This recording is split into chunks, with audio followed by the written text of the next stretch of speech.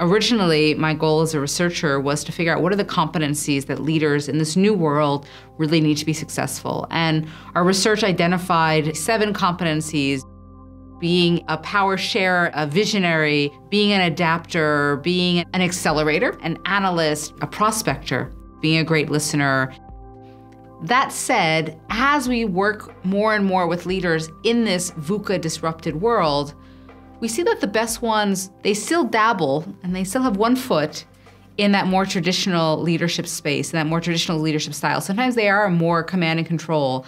They're tellers, they're power holders. Yes, these new world or these emerging traits are important, but sometimes we still need to be traditional. And that's where these 7 tensions were born. I call them the 7 tensions of the digital age. It's a tension between the traditional and the emerging world. Power holder is somebody who holds power in a way that provides reassurance and security. So when there's a lot changing, when people are feeling maybe insecure or unstable, a power holder really holds that authority in a way that creates security. Power sharer is somebody who shares power in a way that helps to develop others. They also see power sharing as a way to free up their time for more strategic pursuits. So what can I take off the table so I can really focus on what I need to focus on or what I'm good at? Tactician is somebody who's much more short-term focused. What are the next steps? And can they break down that vision for how it's relevant for the different roles in the organization, the different levels? Visionary is somebody who sees the big picture, are able to create a vision that inspires. But on top of that, they can influence and persuade people to adopt that vision. But constant is somebody who has a very clear North Star. They say this is the non-negotiables. They're clear on their messaging, and that messaging is quite stable. And an adapter is somebody that understands that change is constant and sees adapting their message when new information becomes available as a strength rather than a weakness. A perfectionist is somebody who really is detail-oriented, ensures that a perfect finished product is delivered. And an accelerator is somebody who sacrifices perfection for speed, says that, we can satisfy sometimes, good is good enough, we need to move at speed. So an intuitionist is someone who makes decisions from the gut, and an analyst is somebody who brings in data and evidence to make their decisions. So miner is someone who goes deep, really wants to understand a specific technology, a specific part of the market, et cetera. And a prospector is someone who goes more broad, understanding and is hyper aware of the opportunities and the threats in the environment around them. A teller is much more somebody who gives direction. They have the answer, maybe they're the expert, and so it is their responsibility as well to give the answer. A listener is somebody who listens to understand, they're curious, they have a learning mindset, so they're learners. A good leader is never standing fully on one side of that tension or fully on the other. Maybe at a moment when they're speaking or when they're in a meeting they are. But then when they leave that context, they need to think, okay, is this still the right style that I need? And that requires a lot of emotional intelligence. I would never tell a leader, aim for a great balance on all 7. I think that's too much. Pick out the 3 or 4 that they think are really important for them to be able to move between and to focus on those. If you rely on one side exclusively, the downsides of that side are going to become apparent. So let's take the first tension we talk about, the listener and the teller. If I'm only a teller, right? What are the downsides of being a teller? Well, other people feel disengaged. Other people don't feel their voices heard. The expertise you bring in is going to be very, very narrowly focused on your expertise. The same with being a listener. If you're only a listener and you never speak, what are the downsides of being a listener? Well, you probably don't have your voice heard. You probably don't get to have a lot of say in the direction. You might indeed need to be a great listener. And in that situation, you might also need to be able to hold power.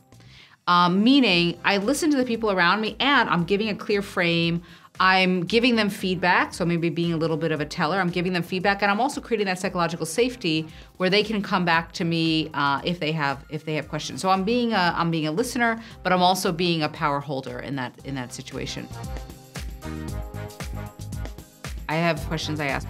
One is the situation, what's going on. So what do I sense in the environment around me, what's going on? It might be a context question, right? I need to accelerate because the world is changing rapidly. So I need to accelerate. It might be a situational question, and it can also be an emotional, intelligent question. What am I sensing from the people around me? The people around me actually are feeling, I sense that they need to say something and I should shut up. Or I'm sensing that they're frustrated because I've shared all this power, but maybe they're not ready for it. I need to hold a little bit of power. I've certainly seen leaders who aren't able to do that. They have a message that is very clear. It is well thought out, it's smart, and yet the people below them are just not buying it. There's no change being made, there's no behavioral shift, and yet the message stays the same. And they're just not able to grasp that, yeah, I've done all the work, I've listened, I've created a good strategy, but for some reason, it's just not working. What do I need to do differently? How do I need to adapt? And that questioning, I think, is what leaders need as well. One of the people that stands out for me is Angela Renz. She was the former CEO of Burberry and the head of retail at Apple. And for me, she balanced a listener and teller beautifully, because she said, I'm not a digital person. The world is changing. I know that my future, our future, customer at Burberry is going to be millennials. I don't really get them. I need to listen to them. What are they looking for? How do they want to shop? How do they think about fashion? And she was an incredibly curious person. And yet she also said, these are some things that are non-negotiables. This is the history of Burberry. These are the things that we want to hold on to. And so this is a frame. This is a non-negotiable for us. I'm here to help you. I'm here to support you. And I also want to learn from you. And I want to listen to the people that are at the bottom of the hierarchy, the next generation of leaders in this company, so that I can bring this company to success. Another leader that I admire is Matthias Döpfner. He was the head of the German media company, Axel Springer. He was the perfect balance on miner and prospector, because advertising media, one of the most disrupted spaces when he came into the picture about 15, 20 years ago, really saying, okay, I need to understand how this industry is changing, how our readers and our customers want to digest media differently. So very much a prospector. He took his top team to Silicon Valley. They stayed six months there. He took the next levels down with him, and he said, we're gonna live like startups. I know you are in your comfort zone of executive life. We're gonna take you there. You're gonna fly economy class. You're gonna share rooms in kind of a not so nice hotel, so that you really feel like the world that we're trying to adapt to, the startup world. And that was his prospecting part of the leadership, but then saying, okay, there are a few areas where we already have competency. There's some that we don't. We're going to sell those off, but where we have competency, we're going to dive into this and we're going to invest and we're going to be miners here. So he was great at toggling between this prospector and miner. I see normally when leaders are on one side, so they have a sweet spot on one side and their range is very short, very focused. One of two things are happening, either a lack of skill, right? So they're very much tacticians. They don't really know how to be visionaries. They don't know how to create a vision. They don't know how to influence people, or they're very much power sharers. They don't really know how to hold power. But more likely, I see they know how, but there's a fear that keeps them from going there. Let us say that they are an absolute power sharer. What is their fear? Their fear is the downside to becoming a power holder, being seen as authoritarian, being maybe too assertive, being too aggressive, pushing down the voice of the people that work for them. That's their fear. And so exploring, oh, are all power holders this? Why do you have that view? Give me some examples of power holders that you think do so in a way that helps the team.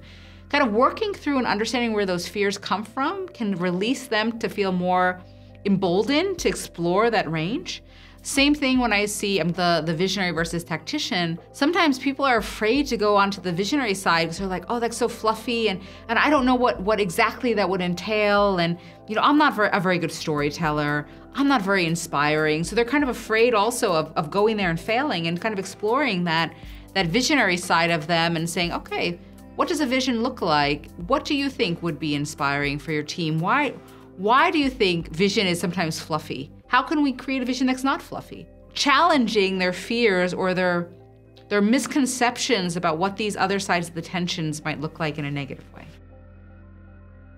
Many leaders come into my classroom utterly terrified of this world. They don't want to say it. Yes, the world is changing. There's no doubt about that. And yes, all of their expertise might not be so relevant anymore. And can they still be effective leaders if they share power and if they listen? Even with these younger generations that might have the technical answers and might want to have their voice heard, sometimes they're also looking for that leader to give them guidance and to provide security and to shelter them from the politics that are going above so that they can do their job. And those are very traditional qualities. And so I think it does give some comfort to leaders.